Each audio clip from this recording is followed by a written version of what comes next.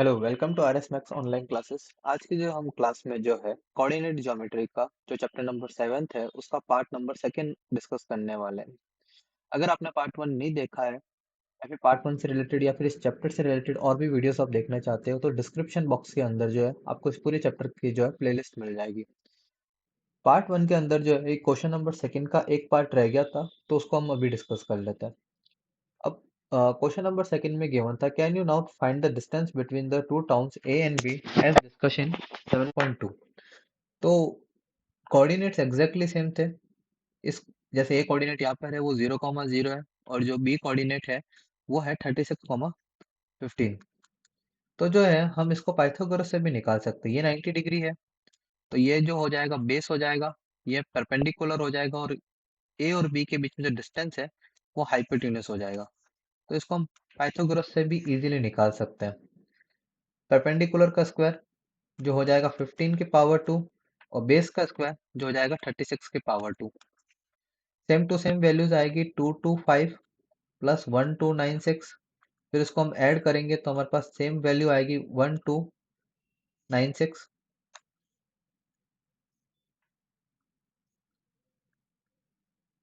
1296 और 1296 का square root same आएगा, वो आएगा 39 यूनिट्स। क्वेश्चन नंबर 3 के अंदर हमें क्या करना है कि जो 3 पॉइंट्स है उनको हमें जो है कोलिनियर प्रूफ करना है।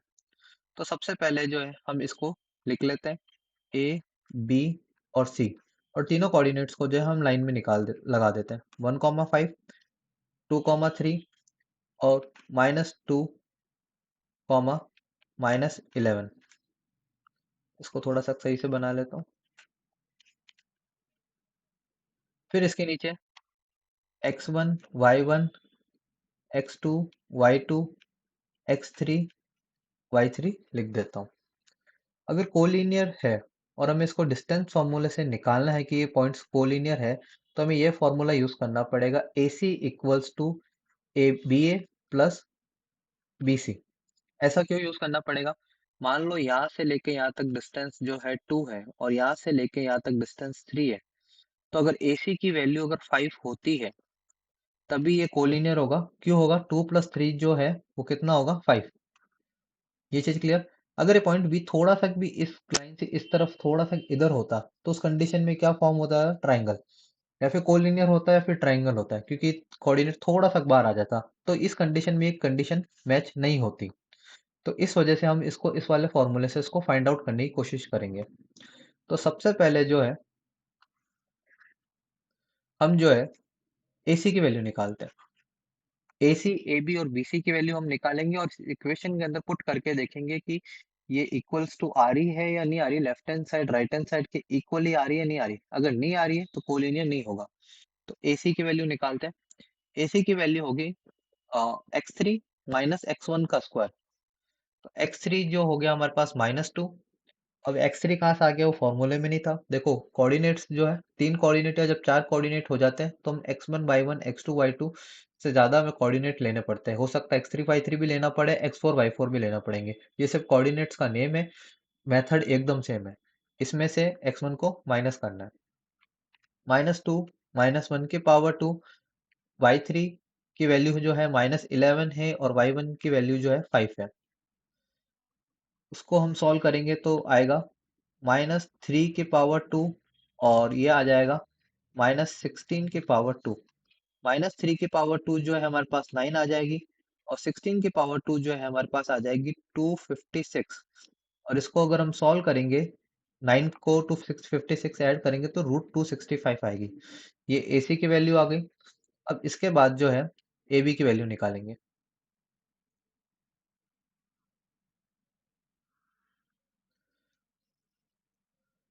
अब AB की वैल्यू निकालनी। AB की वैल्यू होगी x2 माइनस x1 मीन्स 2 -1 की पावर 2, फिर y2 माइनस y1 3 -5 की पावर 2। 2 -1 जो होगा 1 होगा, 3 -5 जो है वो हो जाएगा 2 और ये माइनस का 2 हो जाएगा। वैसे माइनस लूँ या प्लस लूँ आंसर तो सेम आएगा। तो 1 की पावर 2 1, 2 की पावर 2 हो जाएगा 4 और 1 + 4 हो जाएगा √5। सेम टू सेम जो है हम BC की वैल्यू भी हम जो है फाइंड आउट कर लेंगे। BC की वैल्यू होगी x3 माइनस x2, तो माइनस टू की power 2 plus y3 minus y2, तो -11 -3 की पावर 2। -2 और -2 ऐड होके जो है -4 हो जाएंगे, -4 की पावर 2। और सेम टू सेम -11 और -3 ऐड होके जो है -14 हो जाएंगे, -14 की पावर 2। 4 की पावर 2 जो है 16 होगा, और 14 की पावर 2 जो है हमारे पास जो होती है 196। 196 को 16 से ऐड करूंगा तो मेरे पास आएगा 212। अब जो ये वैल्यूज आई AC, AB और BC, इसको जो है हम इक्वेशन नंबर 1 के अंदर लिख देंगे। तो √265 √5 प्लस √212। अब ये साफ दिख रहा है कि दोनों ये जो वैल्यूज है left hand side right hand side के बराबर नहीं है। √5 और 212 जो है ऐड नहीं हो सकते, और √265 को भी अगर हम सॉल्व करेंगे तब भी जो है, और इन दोनों की वैल्यूज को सॉल्व करके जब निकालेंगे आंसर तब भी बराबर नहीं आएंगे। एग्जाम के अंदर सिर्फ हमें यहाँ तक ही करके छोड़ना है, ये वैल्यूज जो है इक्वल नहीं है। अगर इक्वल होती तो लेफ्ट हैंड साइड जो है राइट हैंड साइड के एग्जैक्टली इक्वल आती। तो इसी के साथ जो है क्वेश्चन नंबर 3 कंप्लीट हुआ। अब जो है check whether this are the vertices of isosceles triangle और नॉट। तो सबसे पहले एक आइसोसेलेस ट्रायंगल बनाते हैं, मतलब एक ट्रायंगल बनाते हैं।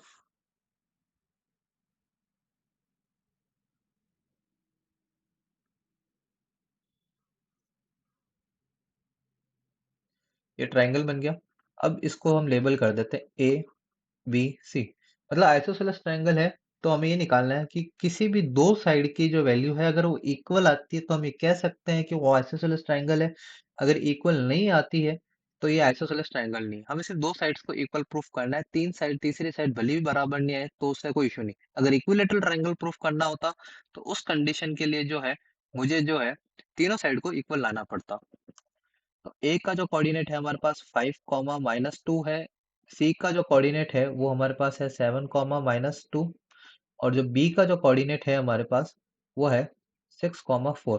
अब इसके ऊपर लिख देते हैं x1 y1 x2 y2 x3 y3। ठीक है। अब एक एक करके ए बी बी सी और सी ए की वैल्यू निकालते हैं। सबसे पहले हम ए बी की निकालते हैं। ए बी हो जाएगा x3 -x1, तो ये आ जाएगा 5 -6 की पावर 2। फिर जो है y3 -y1, तो y3 की जो वैल्यू है 4 है। फिर नेगेटिव का साइन, फिर y1 भी नेगेटिव है तो नेगेटिव अलग से आएगा एक, और इसकी पावर 2। 5 -6 जो होता है 1 होता है। 4, ये माइनस माइनस जो है प्लस हो जाएगा, तो इधर आ जाएगा 4 + 2 की पावर 2, तो ये आ जाएगा 1। 4 + 2 की पावर 2 हो जाएगा 6 की पावर 2, और ये हो जाएगा 1 + 6 की पावर 2 होता है 36, तो ये हो गया √37। अब इसके बाद ए बी के बाद जो है हमें बी सी की वैल्यू निकालनी। तो बी सी की वैल्यू होगी x2 - x3 का स्क्वायर, 7 -6 की पावर 2। फिर जो है उसके बाद आ जाएगा y2 - y3, तो y2 की वैल्यू जो है -2 है और y3 की वैल्यू जो है -4 है, इसकी पावर 2। 7 -6 जो है वो होता है 1 की पावर 2, और ये आ जाएगा -6 की पावर 2। 1 की पावर 2 1, और 6 की पावर 2 36।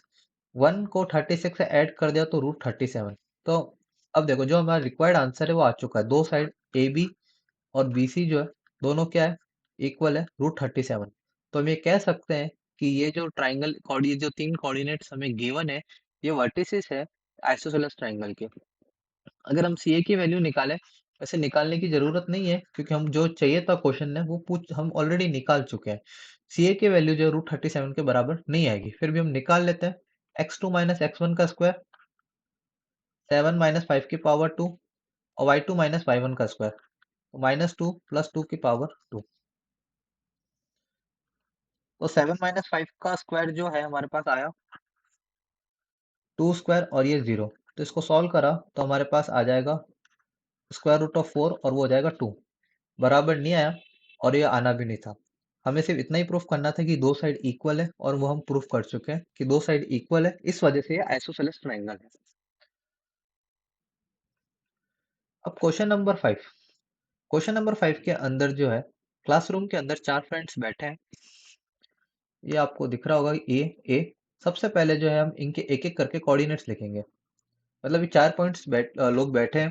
अब ये चीज निकालनी है कि इन चारों जो पॉइंट लोग जो बैठे हैं, स्टूडेंट्स जो बैठे हैं, ये जो कोऑर्डिनेट्स पे जिन कोऑर्डिनेट्स में बैठे हैं, ये अगर इनको हम इसको ड्रॉ करें, इनको जो है हम मैच कर दें, यहाँ से इसको यू, इसको यू और इसको यू, ये स्क्वायर है या नहीं है, ये चीज हमें निकालनी है। तो इसके लिए हमें डिस्टेंस फार्मूला यूज करना पड़ेगा, और उसके लिए हमें सबसे पहले चाहिए ए का इन सारे पॉइंट्स के कोऑर्डिनेट, और ये हमें जो है डायग्राम देखकर ही फाइंड आउट कर सकते हैं। तो जैसे ए का जो कोऑर्डिनेट होगा वो होगा 3,4। बी का जो कोऑर्डिनेट होगा वो होगा 6,7। और जो सी का जो कोऑर्डिनेट होगा वो होगा 9,4। और जो डी का जो कोऑर्डिनेट होगा वो होगा 6,1। तो ये चार कोऑर्डिनेट्स है। अब जो है हमें ये निकालना है कि ये सारे कोऑर्डिनेट्स बराबर है या नहीं है। तो हम एक एक करके सब पे डिस्टेंस फॉर्मूला लगाएंगे, और ये स्क्वायर है या नहीं है, तो हमें सबसे पहले क्या निकालना पड़ेगा, मैं पहले बता देता हूँ। A B equals to B C equals to C D equals to D A तो लाना ही है। चारों साइड्स इक्वल जो होती है वो स्क्वायर भी हो सकता है, रोम्बस भी हो सकता है। अगर स्क्वायर और रोम्बस के अंदर सिर्फ एक ही चीज का डिफरेंस होता है, स्क्वायर की दोनों डायगोनल एक दूसरे के बराबर होती है, रोम्बस के अंदर एक दूसरे की डायगोनल्स बराबर नहीं होती, तो एक की साइज बड़ी होती है, एक की साइज छोटी होती है। तो डायगोनल्स की भी वैल्यू निकालनी पड़ेगी। इस क्वेश्चन के केस में हमें ए सी की वैल्यू और जो है बी डी की वैल्यू भी निकालनी पड़ेगी। अगर ए सी इक्वल्स टू बी डी आता है और ये दो कंडीशन हमारे पास आ जाती है, तो उस कंडीशन में हम ये कह सकते हैं कि स्क्वायर है, नहीं तो ये स्क्वायर नहीं है। तो सबसे पहले जो है हम ए बी की वैल्यू निकालते हैं। तो ए बी जो है, ए बी का जो कोऑर्डिनेट है वो 3,4 है। तो x2 माइनस x1 का स्क्वायर, तो हमारे पास आ जाएगा 6 - 3 की पावर 2। y2 माइनस y1 का स्क्वायर 7 - 4 की पावर 2। 6 - 3 होता है 3, और 3 की पावर 2 जो होती है वो होती है 9। 7 - 4 जो होता है वो भी 3 होता है, और 3 की पावर 2 होती है 9। तो हमारे पास आया √18। √18 को हम लिख सकते हैं 9 × 2। तो हमारे पास आ जाएगा 9 का स्क्वायर रूट हो जाएगा 3, और तो ये आ जाएगा 3√2 यूनिट। उसके बाद जो है हम BC की वैल्यू निकालेंगे। BC की वैल्यू सेम फॉर्मूला, 9 में से 6 को माइनस कर देंगे, और उसके बाद जो है 9 - 6 का स्क्वायर, और फिर 4 - 7 का स्क्वायर। 9 - 6 जो हो जाएगा 3, और 3 की पावर 2 हो जाएगी हमारे पास 9। 4 - 7 हो जाएगा माइनस का 3, और माइनस की 3 की पावर 2 हो जाएगी हमारे पास 9। तो ये भी हमारे पास √18 आ जाएगा, और √18 को हम सेम 9 × 2 लिख सकते हैं, और 9 का जो स्क्वायर रूट होता है वो होता है 3, और √2 अंदर रह जाएगा। इसके बाद जो है BC के बाद हम निकालेंगे CD की वैल्यू। CD की जो वैल्यू आएगी वो आएगी 9 - 6 की पावर 2। देखो C कोऑर्डिनेट है 9,4, और ये है 6,1। तो हमने सबसे पहले 9 में से 6 को माइनस करके उसकी पावर 2 करा। उसके बाद जो है 4 - 1 की पावर 2 किया। 9 - 6 जो होता है वो होता है 3, और 3 की पावर 2 होती है 9।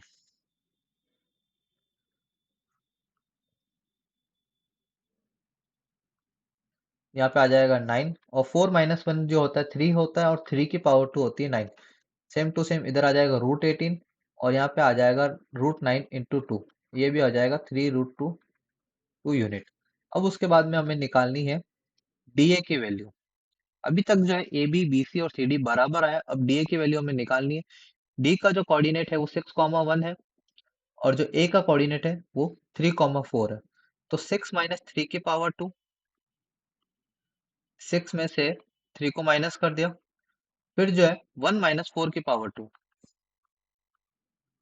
6 - 3 होता है 3, और 3 की पावर 2 होता है 9। 1 - 4 जो होता है -3 और -3 की पावर 2 होता है 9। तो ये भी आ गया √18।